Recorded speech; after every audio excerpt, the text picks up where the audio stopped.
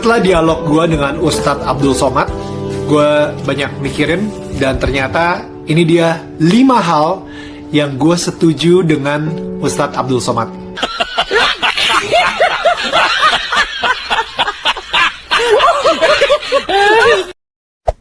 Hey there. Subscribe to my channel. And also press this bell icon. Setelah dialog gue dengan Ustadz Abdul Somad, gue banyak mikirin dan ternyata ini dia 5 hal yang gue setuju dengan Ustadz Abdul Somad. Yang pertama, karena kasih sayang Tuhan, kita berdua bisa ngobrol dengan sangat luar biasa, dengan lancar, dengan sangat open. Dan karena kasih sayang Tuhan juga, kita juga bisa memberikan kasih sayang ke orang-orang lain. Gue jadi lebih bisa mencintai orang-orang di sekitar gue, tetangga gue, karena gue telah merasakan cinta dari Tuhan di dalam hidup gue. Kita pakai dulu sementara sistem kafir ini. Orang bilang kafir mana bisa? Sementara, kalau semuanya sudah baik, kita pakai sistem Islam, naik khalifah. Mencuri listrik, ini dalil yang mengatakan boleh. Ingat baik-baik, kalau mau mencuri, pegang dalil. Negara yang tidak adil, kalau begitu boleh mencuri. Karena listrik ini diambil dari alam, maka itu milik Allah Subhanahu wa Ta'ala. Punya Allah, berarti milik bersama. Kita curi aja. Itulah yang ditempelkan salib di belakang ambulan. Kalau masjid kita punya ambulan, balik dari sini, ambil pilok. Pilok itu lambang yang ada di ambulan. Ganti dengan bulan sabit. Jangan katakan bom bunuh diri. Ini banyak wartawan-wartawan yang tidak islami memakai istilah-istilah kafir tanpa dia sadari. Gerakan bunuh diri, padahal gerakan mati syahid. Zaman sahabat Nabi pakai pedang, zaman sekarang tak pakai pedang. Letupkan, ledakkan, mati syahid. Ada pun orang yang mengejek ini mati konyol. Orang mati syahid dia katakan mati konyol. Saya pernah ditanya, apa pendapat Pak Ustadz tentang ISIS? Bagus, saya bilang. Siapa yang tidak ikut kepada ISIS, kafir, halal darah. Ustadz Somad, ini keluarga kami, tak gimana ceritanya dia murtad. Suami saya melarang menerima dia di rumah kami. Apakah betul tindakan suami saya itu, Pak Ustadz? Saya katakan, tindakan dia itu tidak betul. Yang betulnya mestinya dipancung kepalanya. Yang cocok sama dia.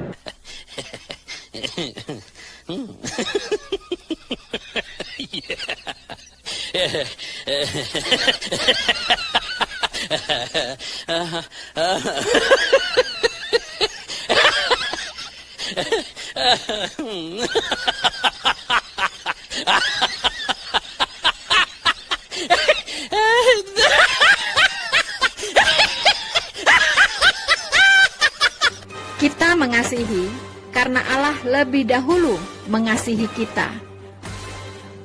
Jikalau seorang berkata, aku mengasihi Allah, dan ia membenci saudaranya, maka ia adalah pendusta. Karena barang siapa tidak mengasihi saudaranya yang dilihatnya, tidak mungkin mengasihi Allah yang tidak dilihatnya. Was juga sempat bilang, kasih sayang dulu itu yang paling pertama, baru Tuhan memberikan law atau perintah atau hukum. Jadi kasih sayang duluan, habis itu baru perintah Tuhan. Gue setuju banget sama pernyataan ini. Bahkan kalau di Alkitab pun juga grace and truth. Karena begitu besar kasih Allah akan dunia ini, sehingga ia telah mengaruniakan anaknya yang tunggal, supaya setiap orang yang percaya kepadanya tidak binasa, melainkan beroleh hidup yang kekal. Maha benar Allah dengan segala firman-Nya. Akan tetapi, Allah menunjukkan kasih-Nya kepada kita, oleh karena Kristus telah mati untuk kita, ketika kita masih berdosa. Lebih-lebih, karena kita sekarang telah dibenarkan oleh darah-Nya, kita pasti akan diselamatkan dari murka Allah. Sebab jikalau kita ketika kita masih seteru diperdamaikan dengan Allah oleh kematian anaknya, lebih-lebih kita yang sekarang telah diperdamaikan pasti akan diselamatkan oleh hidupnya. Maha benar Allah dengan segala firman-Nya. Yang ketiga, Nabi Muhammad sempat bilang bahwa manusia masuk surga bukan karena amalnya, bukan karena ritualnya, tapi karena kasih sayang dari Tuhan. Mungkin lu udah ngeliat ini di post sebelumnya ya. Karena ini gue sangat setuju banget. Gak ada satu hal pun yang gue lakukan di dunia ini, kebaikan seberapa banyak pun yang gue lakukan di dunia ini, yang membuat gue pantas untuk mendapatkan surga.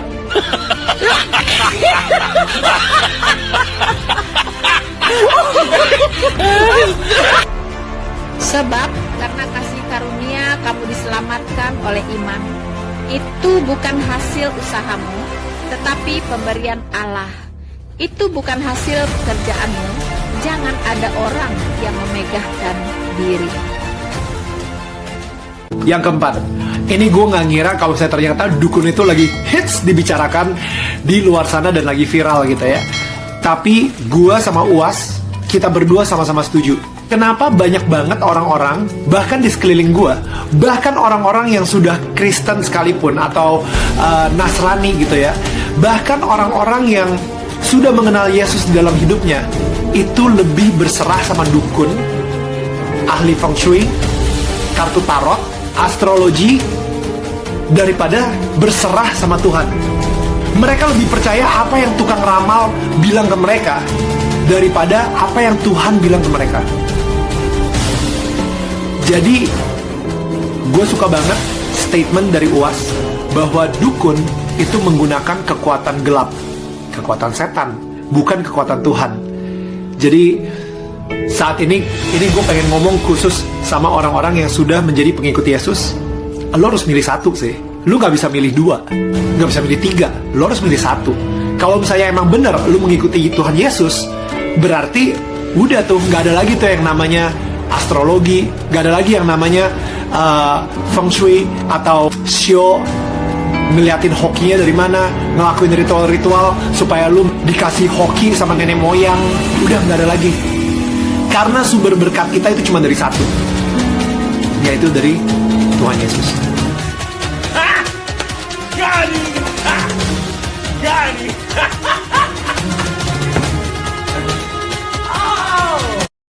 Dan apabila orang berkata kepada kamu, mintalah petunjuk kepada arwah dan roh-roh peramal yang berbisik-bisik dan yang kumat kamit, maka jawablah, bukankah suatu bangsa patut meminta petunjuk kepada Allahnya? Atau haruskah mereka meminta petunjuk kepada orang-orang mati bagi orang-orang hidup? Maha benar Allah dengan segala firman-Nya. Yang kelima, ini mungkin sebuah kejutan kali. Ternyata gue juga setuju sama UAS soal ini. Bahwa kalau gue mungkin sebutnya ada unclean spirit, oke, di patung. Ketika patung yang dibuat oleh manusia disembah. Wait. Sebelum lo mau komentar, lo harus baca dulu. Ini again buat orang-orang yang mengakui sebagai pengikut Yesus. Oke? Gue pengen kalian baca dulu Yesaya 44 ayat 13 sampai 20. Baru lu bisa komentar di bawah. Oke? Lo harus baca itu dulu, baru lu bisa komentar. Sebelum lu baca itu, jangan komentar dulu. Oke. Ini gue pengen ngomong kepada umat Nasrani ya. Ini tercatat di buku sejarah. Nebukadnezar itu penasaran banget seperti apa sih bentuk atau wajah dari Tuhannya bangsa Israel. Sehingga dia dengan beraninya itu masuk ke satu ruangan yang ini ruangan yang paling suci di situ. The Holy of the Holies. Ya, yang kadang-kadang kalau misalnya di perjanjian lama itu sering banget orang gak sengaja masuk, meninggal langsung. Kalau misalnya dia tidak menyucikan diri dia sendiri atau menyembelih kurban gitu. Raja Nebukadnezar saat itu dengan sangat kurang ajar, dia masuk ke dalam ruangan tersebut, Holy of Holies. Apa yang dia lihat? Apa yang dia temukan? Tabernakel, di atasnya ada kayak malaikat cherubim, dan habis itu malaikat cherubim itu ada dua, ngejagain apa? Ngejagain siapa? dia ngelihat kiri kanan, mana bentuk muka atau bentuk tubuh Tuhannya bangsa Israel ini. Mana? Dia nyari-nyari, gak ada sama sekali. Dan itu dia kenapa Tuhan marah banget kalau misalnya dia dibentuk sebagai patung, dia dibentuk sebagai berhala. Sekali lagi, coba baca Yesaya 44 ayat 13 sampai 20. Di situ Tuhan sendiri sampai bilang gitu, kalau ini kayu yang lu gunakan untuk membuat patung yang cantik, yang indah, yang ganteng, dan patung yang sama lu gunakan buat masak, buat bakar kayu untuk menghangatkan badan lo. Dan abis itu patung yang sama yang lu gunakan tiba-tiba lu sembah-sembah. Itu bodoh. Again, bukan gue yang ngomong. Yesaya 44 ayat 13 sampai 20. Right? Jadi di situ gue setuju kalau misalnya ada unclean spirit di patung.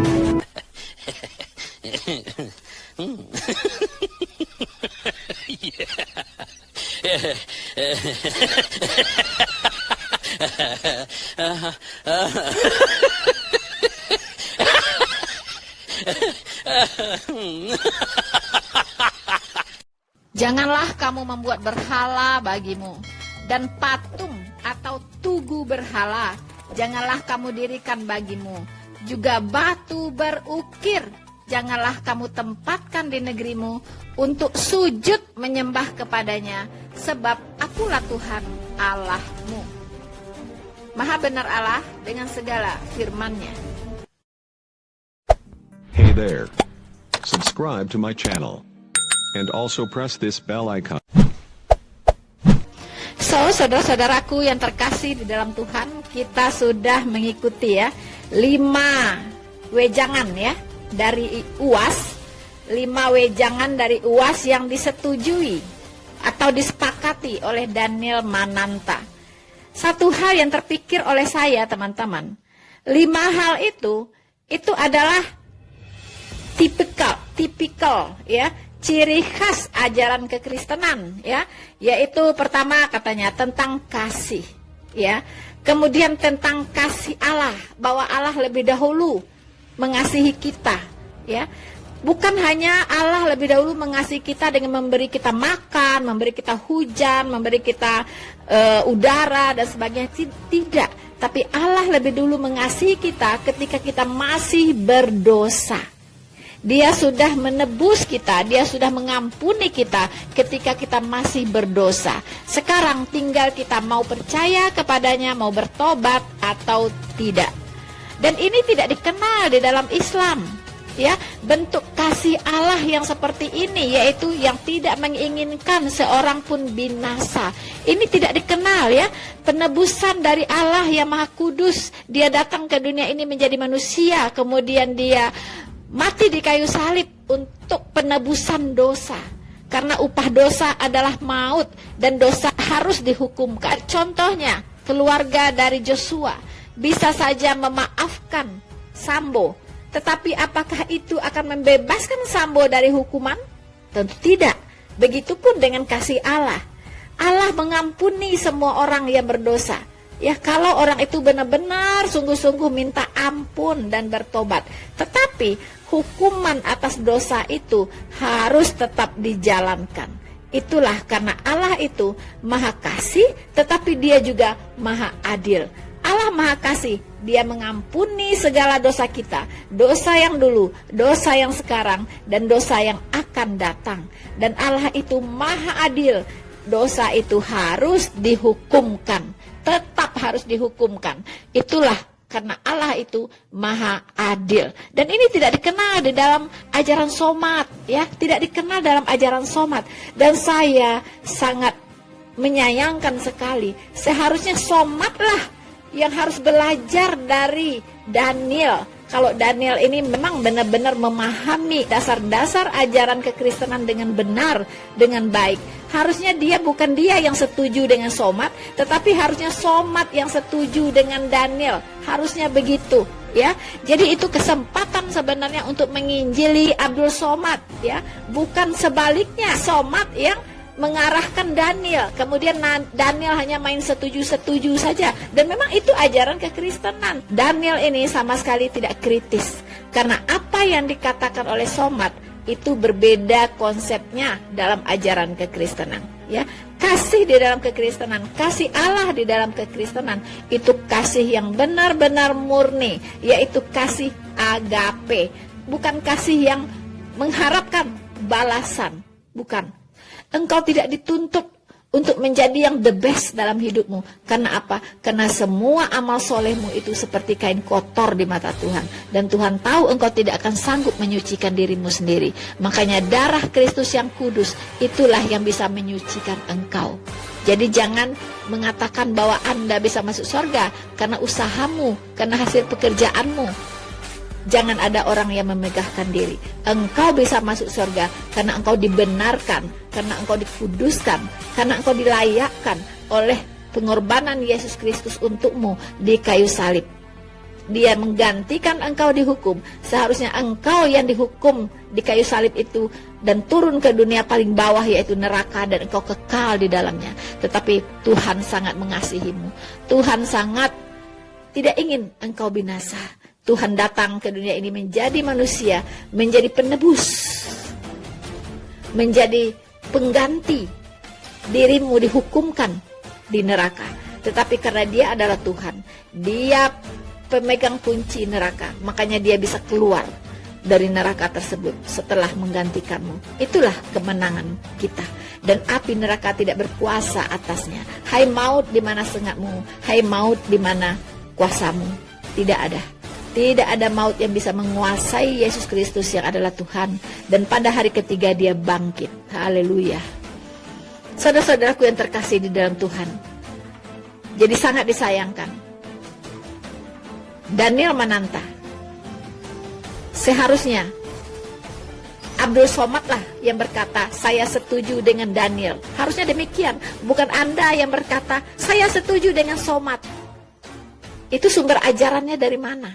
Anda tidak mendalami ajarannya. Dan Anda main setuju-setuju saja. Apa yang dia katakan tidak sesuai dengan apa yang dikatakan oleh Alkitab. Jauh panggang dari api. Beda konsep, bro. Beda konsep. Ya, jadi itu yang sangat disayangkan. So, saudara Mananta, nomor 4, Anda membahas tadi tentang kuasa-kuasa kegelapan, roh-roh peramal, dukun-dukun, ya. Dan saya katakan saya sangat bersyukur, puji Tuhan, ya, bahwa saya sudah bebas dari hal-hal itu semua. Sudah bebas dari semua yang bersifat goib, ya. Sudah bebas dari hal-hal yang berhubungan dengan magic, ya, yang berhubungan dengan perdukunan, berhubungan dengan jimat-jimat, ya, berhubungan dengan macam-macam lah, syariat, sesuatu bahasa yang lebih halusnya yaitu syariat. Padahal itu pergi ke dukun, ya. Kalau kita buka usaha, syariatnya ya pergi ke dukun, itu syariat, begitu kan? Daniel, saya mantan muslim dan saya tahu bagaimana di Islam itu, ya, karena saya dulu ada di sana. Tapi saya bersyukur di Kristen, ya, tidak ada lagi yang namanya ziarah ke kuburan, berdoa ke kuburan ulama dan sebagainya, ya. Berdoa ke kuburannya siapa gitu, ya, yang di kiai apa, ulama apa, itu tidak ada di dalam kekristenan. Tidak ada lagi sembahyang ke kuburan, itu tidak ada, ya. Kasarnya seperti itu. Tidak ada lagi minta syariat ini, syariat itu kalau ingin sukses, tidak ada lagi, ya. Dan tidak ada lagi bertanya kepada roh-roh petenun, peramal, ya, minta jampi-jampi, minta zimat-zimat, itu tidak ada lagi di dalam kekristenan. Dan itu semua najis di mata Tuhan, ya. Jadi saya pikir Anda mengapa jadi terkaget-kaget, ya, seolah-olah, ya, ketika Somad berkata demikian. Anda tidak tahu, ya, Anda tidak tahu bagaimana yang sebenarnya Daniel, ya. Dan Anda katakan orang Kristen banyak yang seperti itu. Siapa? Setahu saya orang Kristen justru, ya, tidak ada main-main begituan. Paling orang-orang tertentu saja, yang orang-orang yang masih tradisional lah, ya. orang-orang Kristen mungkin yang masih kuat ya budayanya, adat istiadatnya, ya mungkin begitu kan. Tapi setahu saya tidak ada ajaran Tuhan Yesus ya yang mengizinkan umatnya untuk berbuat seperti itu, yang berharap kepada yang lain ya. Tuhan mengajarkan hanya satu ya tempat kita berharap, yaitu Tuhan Yesus. Dan itu saya tahu persis, tidak ada. Bahkan saya dulu dengan saya yang hari ini ya, itu sangat berbeda begitu. Dulu saya bergaulnya dengan para dukun-dukun ya kan. Saya tahu bagaimana mereka ya, kesaktian mereka saya tahu persis. Anda bisa lihat salah satu video saya, itu saya sharing ya tentang kehidupan saya sebelum saya bertobat ikut Tuhan Yesus. Ya, itu banyak sekali orang-orang pintar katanya, dukun-dukun ya, peramal-peramal mendatangi saya ya dan mengajak saya untuk bergabung. Wow ya. Dan mengiming-imingkan kesuksesan, mengiming-imingkan segala macam begitu dulu ya. Tetapi setelah saya bertobat ikut Tuhan Yesus, mereka semua hengkang, mereka semua lenyap di telan bumi, tidak ada satupun lagi yang datang. Ya itulah iblis-iblis ya kan.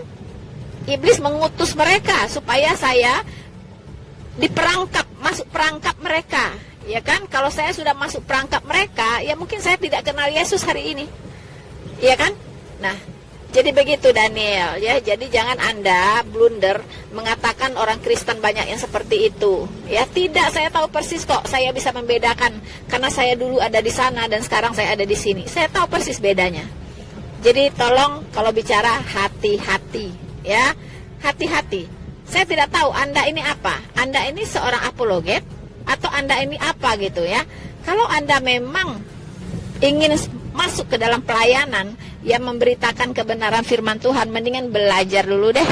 Anda masuk dulu deh sekolah teologi, atau Anda ambillah waktu untuk pendalaman Alkitab sampai Anda menguasai semua, Anda baru sharing ya. Jadi jangan jadi blunder. Saya lihat Anda ini mengiyakan somat, Anda juga mengiyakan Alkitab begitu. Ya, Anda kira Tuhannya somat dengan Tuhannya Alkitab itu sama? Hah? Atau seperti apa? Begitu. Jadi Anda tidak bisa menyembah kepada dua Tuhan ya. Anda kalau bicaralah dari sumber yang benar ya, sumber yang Anda imani begitu. Ya, jadi jangan Anda ke sana ya, ke sini yes gitu. Jadi Anda mengacaukan kekristenan nanti jadinya ya. Jadi maaf, saya harus menasihati Anda dalam hal ini, Daniel. Dan terakhir Anda bicara tentang patung ya. Dalam hal ini, sejauh itu memang tertulis dan memang dibenarkan oleh Alkitab, itu saya sangat setuju, ya, bahwa orang Kristen najis dan haram hukumnya membuat patung, apapun bentuknya, ya, baik berbentuk manusia, perempuan, laki-laki, berbentuk benda-benda langit, berbentuk ikan-ikan di lautan, berbentuk apapun tidak boleh. Tidak boleh membuat patung dalam bentuk apapun juga. Ini saya sangat setuju, ya. Tetapi Anda seharusnya ada diskusi dengan Abdul Somad, ya. Anda harus berdiskusi dengan Abdul Somad, ya, yaitu Imamat 26 ayat 1. Itu harus dibahas, ya. Di sana dikatakan, janganlah kamu membuat berhala bagimu, patung atau tugu berhala janganlah kamu dirikan bagimu, juga batu berukir janganlah kamu tempatkan di negerimu untuk sujud menyembah kepadanya, sebab akulah Tuhan Allahmu. Saudara Daniel, ada hal yang dilarang di sini di Imamat 26 ayat 1 dan ini sangat ditegaskan. Pertama, bentuk berhala itu adalah patung, ya, patung. Yang kedua, tugu berhala. Tugu berhala ini bentuknya adalah berupa monumenkah, bangunankah, atau berbentuk segitiga kah, 4 persegi kah, berbentuk segi 4 kah, kotak kah, bulatan kah, terserah. Ini berbentuk bangunan tugu. Ingat itu ya. Kemudian, janganlah kamu dirikan bagimu ya. Jadi tugu berhala janganlah kamu dirikan bagimu. Juga yang ketiga yaitu batu berukir. Batu berukir. Ya. Janganlah kamu tempatkan di negerimu untuk sujud menyembah kepadanya, sebab akulah Tuhan Allahmu. Seharusnya kalian berdua, Daniel dan Mr. Somad, harus berdiskusi secara serius ya tentang Imamat 26 ayat 1 ini. Adakah di tempat kalian, adakah di dalam keyakinan kalian berdua, ya, ada benda-benda yang disebutkan ini? Coba kalian berdua pikirkan dalam-dalam. Adakah dalam ritual-ritual agama kalian berhubungan dengan hal ini? Ya, saya bicara kepada Daniel dan Abdul Somad. Pertama, patung. Adakah? Oke, Abdul Somad mungkin tidak ada patung. Daniel, saya tidak tahu. Kalau Anda Katolik, Anda ada patung. Ya. Kemudian yang kedua, tugu berhala. Ya. Apakah dalam agama kalian ada benda yang digunakan dalam ritual-ritual keagamaan kalian berbentuk tugu berhala? Adakah? Jawab dengan jujur. Jawab dengan jujur, cukup di dalam hati. Ya, jawab dengan jujur, cukup di dalam hati. Adakah? Kemudian, batu berukir. Silahkan dipikirkan, direnungkan. Adakah dalam ritual keagamaan kalian berdua, Abdul Somad dan Daniel, yaitu memiliki benda-benda yang dikultuskan berbentuk batu berukir? Adakah? Kalau ada, silahkan dijawab di dalam hati dan diakui. Dan di sini dikatakan, apakah kalian sujud menyembah kepada benda-benda tersebut? Ataukah bagaimana? Seandainya dalam ritual kalian benda-benda tersebut disingkirkan, saya katakan disingkirkan, apakah ritual-ritual agama kalian masih sah? Masih sahkah tanpa benda-benda tersebut? Hanya kalian berdua yang bisa menjawabnya. Silahkan dijawab di dalam hati.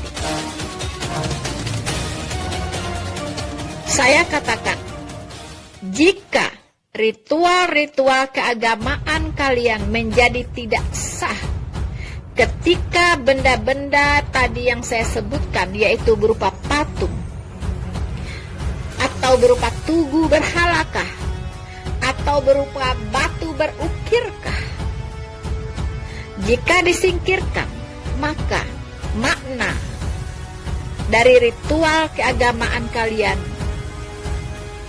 menjadi hilang. Silahkan dijawab dengan jujur di dalam hati. Jika benda-benda ini sangat berpengaruh, sangat menentukan keabsahan dari ritual keagamaan kalian, maka pastikan kalian dalam konteks ini sudah sedang menyembah berhala. Mau diakui atau tidak diakui, beginilah kebenaran firman Tuhan yang bisa saya sampaikan. Maaf, pesan terakhir saya untuk Daniel Mananta. Daniel, memang untuk membuat konten, harus membuat konten yang sangat-sangat menarik. Kalau bisa kontroversial, menjadi pembicaraan di mana-mana. Kemudian banyak dapat viewers, subscribers. dan ujung-ujungnya make money. Tapi dalam membuat konten media sosial, kita harus berhikmat. Apakah sesuatu yang kita sampaikan akan berdampak negatif atau positif? Tidak ada salah Anda bertemu dengan Abdul Somad. Tidak ada salahnya Anda bersilaturahmi dengan Abdul Somad atau Anda memupuk pertemanan dengan Abdul Somad. Tetapi yang disayangkan adalah Anda memframing, menggiring opini seolah-olah Abdul Somad adalah seseorang yang sangat-sangat toleran. Dan kita tahu bagaimana track record seorang Abdul Somad, terutama dalam sepak terjangnya terhadap kekristenan. Masih segar di ingatan kita ketika dia berorasi menghalalkan darah orang-orang kafir. Dan apakah Anda lupa? Saya jadi curiga. Anda punya proyek apa dengan Abdul Somad? Ini praduga tidak bersalah loh. Ini praduga tidak bersalah sekali lagi. Anda dapat proyek apa dari Abdul Somad? Apakah untuk membuat namanya clean? Karena sudah unclean. Daniel, di mata semua umat Kristen, dia sudah unclean.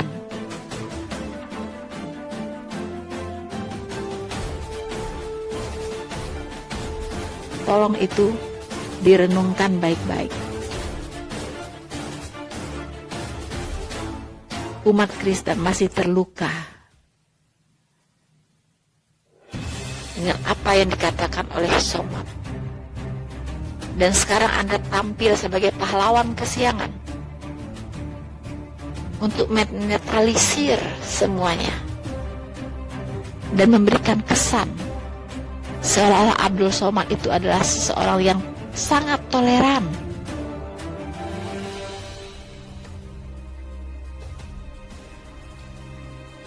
Ingat, bangsa Indonesia butuh manusia-manusia yang nasionalis, yang cinta NKRI, cinta perbedaan,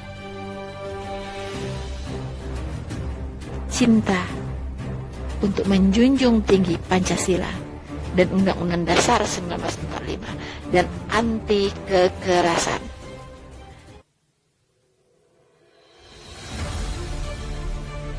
Kita mau tidak ada ucapan-ucapan yang mengintimidasi kaum minoritas di Republik ini. Dan Anda sedang mentolerir itu.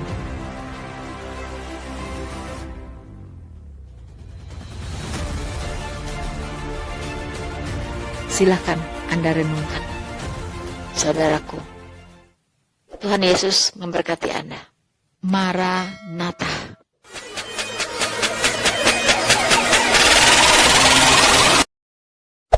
Hey there. Subscribe to my channel. And also press this bell icon.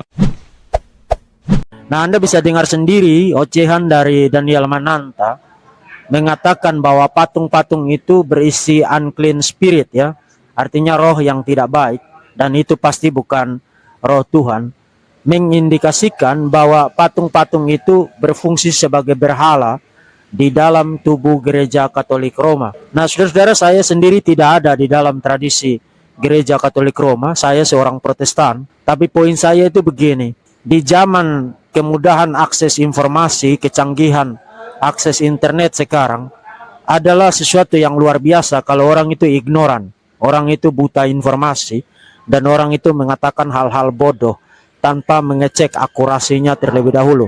Pertanyaan saya untuk Daniel adalah, kapan dan berapa banyak dia mengambil waktu yang signifikan, setidaknya mengajukan pertanyaan tentang apa signifikansi kenapa ada patung-patung itu di dalam gereja Katolik Roma.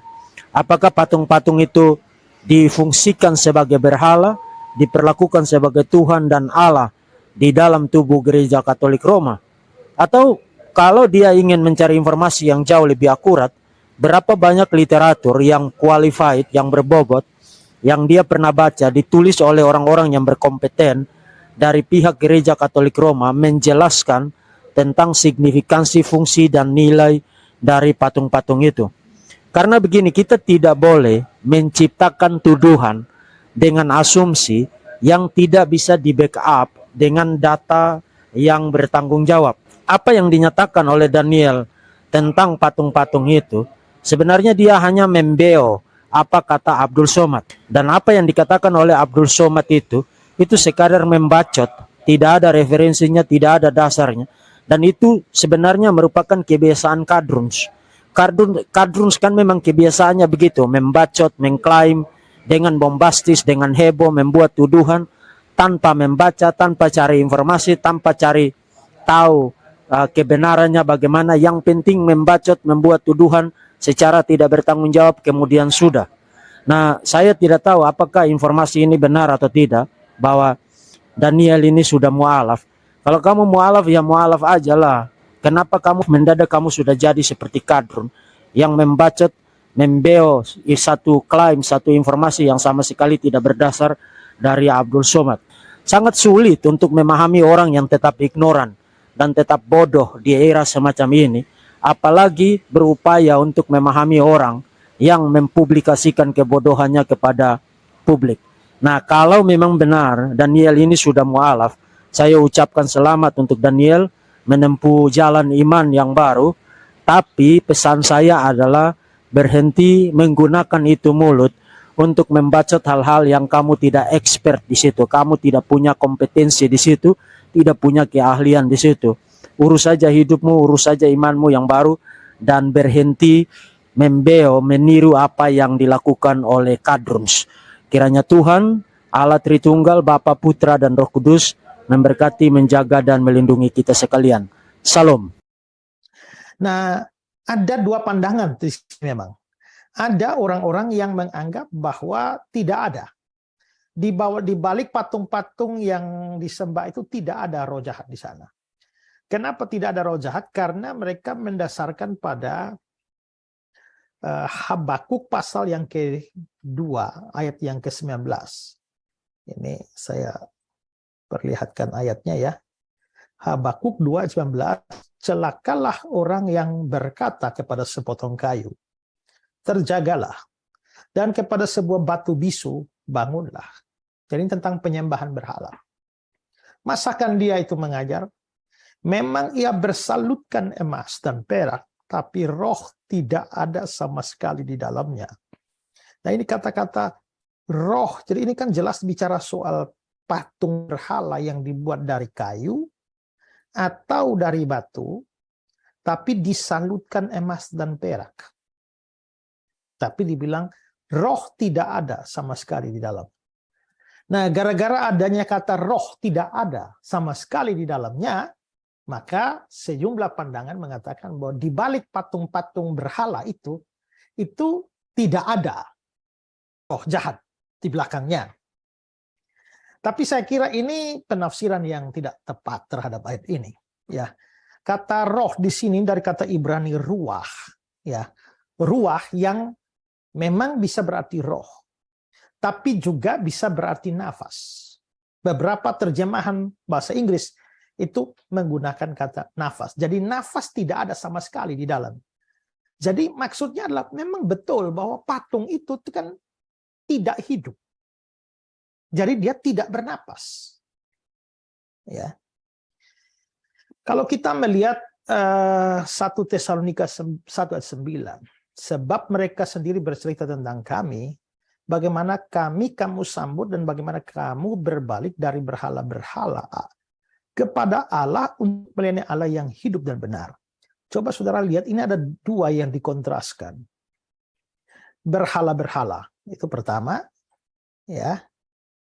Lalu kedua adalah Allah. Nah, tentang Allah ini diberikan penjelasan. Allah itu hidup dan benar. Kalau Allah itu hidup dan benar, kontrasnya berhala-berhala itu mati dan tidak benar atau salah. Jadi memang maksudnya di sini adalah roh tidak ada sama sekali, itu maksudnya berhalanya itu mati. Tidak hidup. Jadi ayat itu hanya mau berkata bahwa di balik patung penyembahan berhala itu sebenarnya patungnya mati. Jadi ayat itu tidak boleh diartikan bahwa tidak ada roh jahat di balik itu.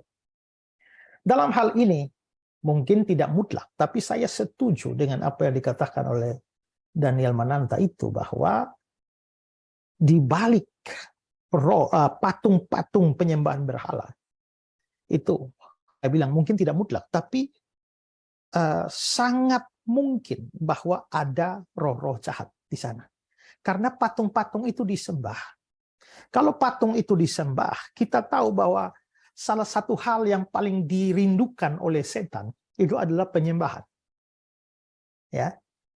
Nah, karena itulah dia pernah membujuk Yesus supaya seluruh kerajaan dunia diberikan pada dia asal sujud menyembah dia. Jadi setan itu sangat rindu disembah. Jadi kalau sampai ada patung-patung disembah, nah setan sangat menyukai itu, sehingga sangat mungkin bahwa di balik patung-patung berhala itu memang ada roh jahatnya atau setannya. Ya. Jadi dalam hal ini menurut saya Daniel Mananta juga tidak salah.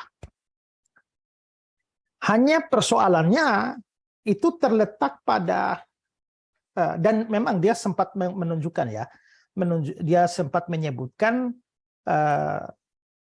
ayat di dalam Yesaya 44 yang menunjukkan bahwa penyembahan berhala itu kan aneh, dan itu adalah sebuah kebodohan sebenarnya. Ya, sebenarnya bukan cuma ayat itu. Saya mau menunjukkan kepada saudara ada cukup banyak ayat yang menunjukkan kebodohan penyembahan berhala, di mana patung-patung itu disembah, batu kayu disembah. Nah, misalnya di Ulangan pasal 4 ya, ayat 28. Maka di sana kamu akan beribadah kepada Allah buatan tangan manusia.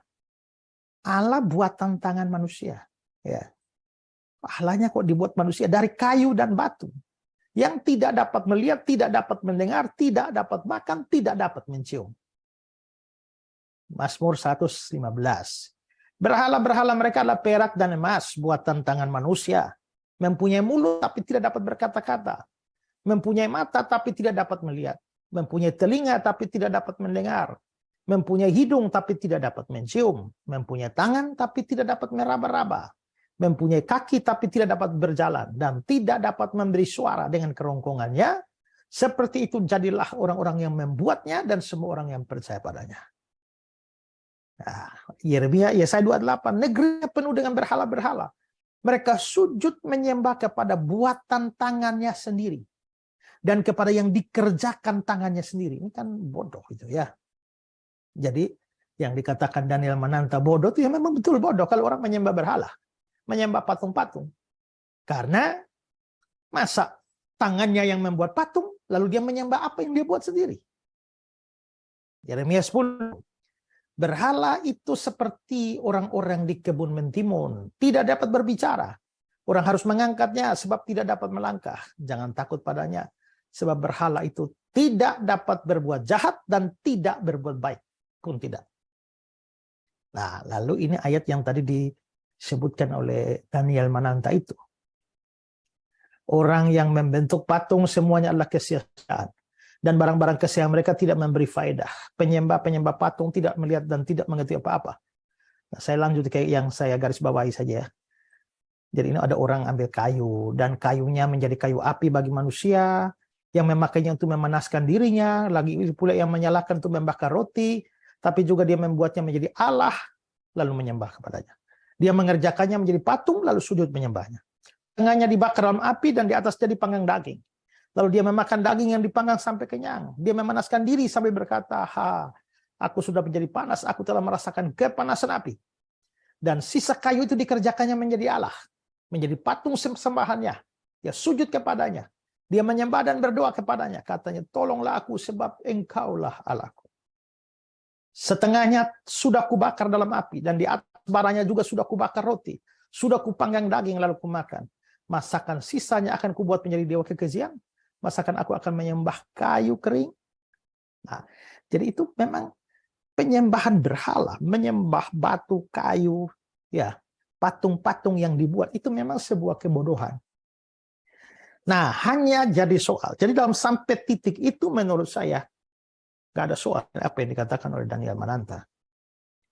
Lalu terus persoalannya di mana? Saya kira ada dua soal di situ.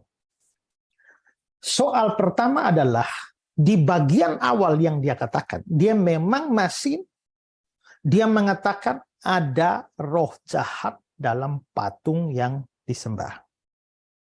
Tapi di bagian akhir, dia mengatakan ada roh jahat di balik patung. Nah, coba ya kita lihat kembali ya.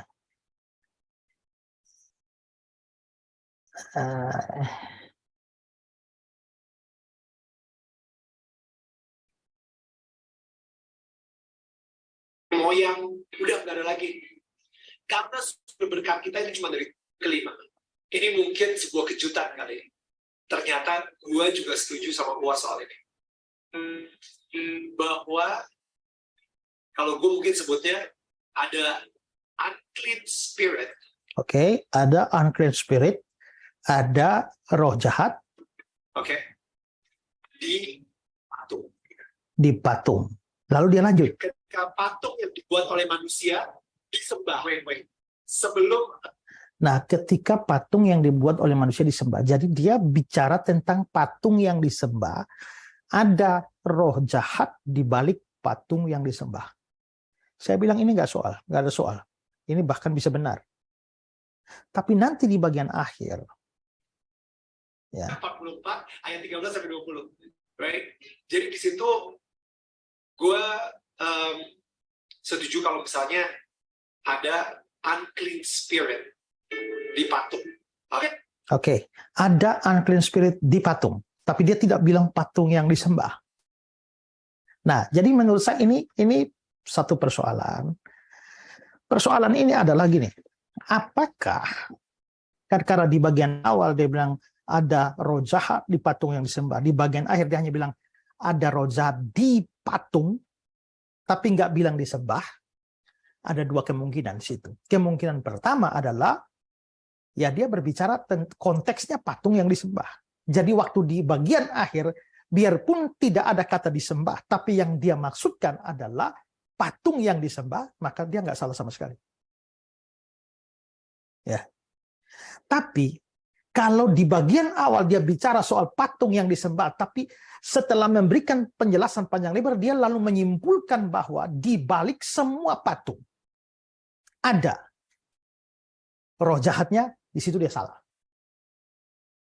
Karena kalau patungnya tidak disembah, ya tentu saja tidak ada roh jahat apa di situ. Ya, patung Monas, siapa menyembah patung Monas? Ya. Atau patung pahlawan tertentu. Ya, patung Soekarno kan tidak disembah, berarti tidak ada roh jahat di balik itu. Lagi pula kita juga bisa melihat bahwa di Alkitab itu ya, itu Alkitab memang melarang pembuatan patung untuk disembah, tapi Alkitab tidak melarang pembuatan patung. Ya. Bahkan ada patung-patung yang di Alkitab sendiri itu bahkan ada perintah untuk membuat patung. Nah, kalau kita melihat misalnya di Bilangan 21 ayat 8 dan 9 ya. Oke, sebentar ya. Bilangan 21 8 dan 9.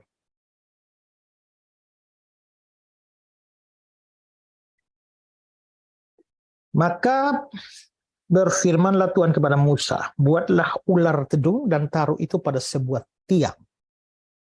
Maka setiap orang yang terpagut, jika melihatnya dia akan tetap hidup. Lalu Musa membuat ular tembaga dan menaruhnya pada sebuah tiang. Maka jika seorang dibagut ular, dia memandang pada ular tembaga itu, dia tetap hidup. Ini buatlah ular tedung dan taruh pada sebuah tiang. Ini jelas sebuah patung. Patung ular yang ditaruh di tiang. Ini patung. Dan patung ini tidak disembah. Memang belakangan disembah. Makanya patung itu dimusnahkan. Tapi ini Tuhan sendiri yang suruh. Kalau Tuhan sendiri yang suruh, ya berarti memang pembuatan patung tidak salah. Yang salah adalah patung yang disembah. Juga nanti kita bisa melihat juga di dalam patung kerub. Seperti yang di dalam Keluaran 25. Saya tunjukkan ayatnya ya. Keluaran 25. Dan haruslah kau buat 2 kerub. Kerub itu patung. Patung malaikat dia. Yang kau buat itu dari emas pada kedua ujung tutup perdamaian itu. Buatlah 1 kerub pada ujung sebelah sini, 1 kerub pada ujung sebelah sana. Seiras dengan tutup perdamaian itu, kamu buat kerub itu di atas kedua ujungnya. Kerub-kerub itu harus mengembangkan kedua sayapnya ke atas. Sedap sayap-sayapnya menudungi tutup perdamaian dan mukanya menghadap kepala masing-masing. Kepada tutup pendamaian itu haruslah mereka hadap kerub-kerub itu. Walaupun tidak dibilang patung sih, tapi itu pasti patung. Itu Tuhan yang perintahkan. Jadi pembuatan patung itu bukan sesuatu yang dilarang oleh Alkitab. Yang dilarang oleh Alkitab itu adalah kalau patungnya disembah. Jadi kalau memang hanya patung, nggak ada roh jahat apa-apa di sana. Kalau patung yang disembah, sangat mungkin ada roh jahat di sana. Jadi sekarang tergantung apa yang si Daniel Mananta ini maksudkan. Kalau dia bagian awal dia bicara patung yang disembah, ada roh jahat. Dan walaupun di bagian terakhir dia bikin kesimpulan lagi tanpa kata disembah, tapi dia memaksudkan seperti bagian awal, dia nggak salah. Tapi seandainya yang dia maksudkan dalam bagian akhir itu, seadanya patung disembah atau tidak disembah, ada roh jahatnya, maka dia salah. Nah, itu persoalan pertama menurut saya. Persoalan yang kedua, ini konteks dia bicara dengan Abdul Somad masalahnya. Ya. Nah, saya lihat YouTube-nya dia itu. Nah, saya coba mencari perkataan ini, tapi nggak ketemu ya. Tapi saya sempat mendapatkan, karena ada banyak, mungkin videonya dipotong-potong ya, jadi banyak. Jadi sepertinya konteksnya ini ketika Daniel Mananta bertanya kepada Abdul Somad terkait dengan perkataan dia soal adanya jin kafir di belakang, di balik patung Yesus. Nah, sangat mungkin bahwa dari pembicaraan itu lalu muncullah persoalan pembahasan tentang patung. Karena UAS mengatakan bahwa ada jin kafir di balik patung. Sehingga bisa jadi percakapan mereka berlanjut tentang adanya unclean spirit, roh jahat di balik patung. Ya.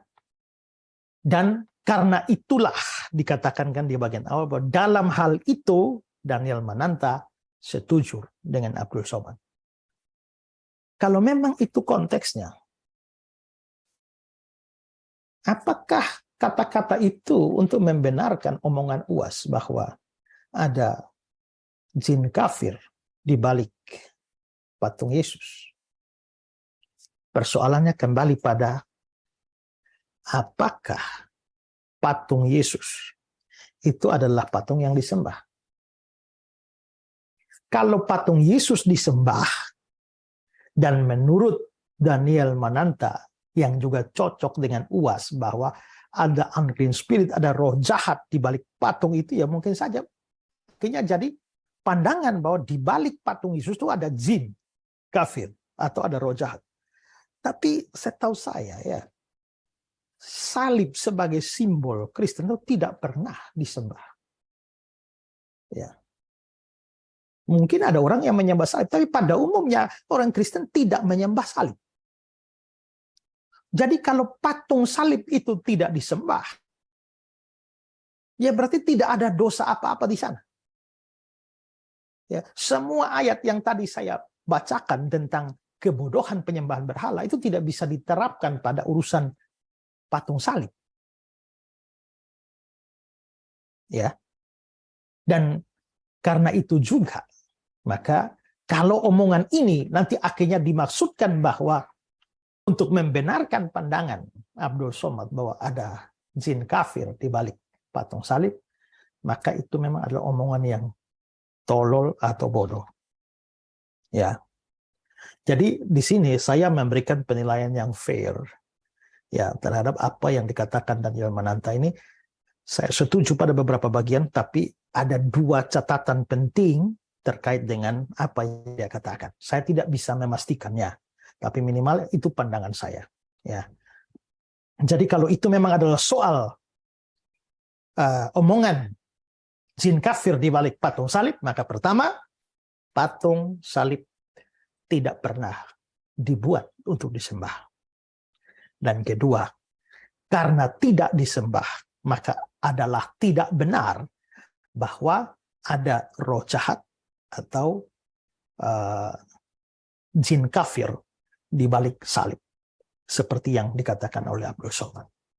Ini Abdul Somad ini masalah lama ya, tapi omongan Abdul Somad ini seharusnya sudah merupakan penistaan agama yang harusnya diseret ya ke meja hijau. Tapi ya nggak tahulah, negara kita ini memang susah juga. Kalau orang Kristen yang ngomong salah sedikit, penistaan agama. Tapi mereka menista bolak-balik, ya. Tapi tetap saja nggak bisa diapa-apakan. Sudah dilapor berulang-ulang juga, ya. Tapi aparat nggak bertindak apa-apa, ya. Nah itu yang seringkali jadi soal. Nah tapi ya sudahlah. Jadi dulu Al-Quran, sekarang Alkitab. Aku punya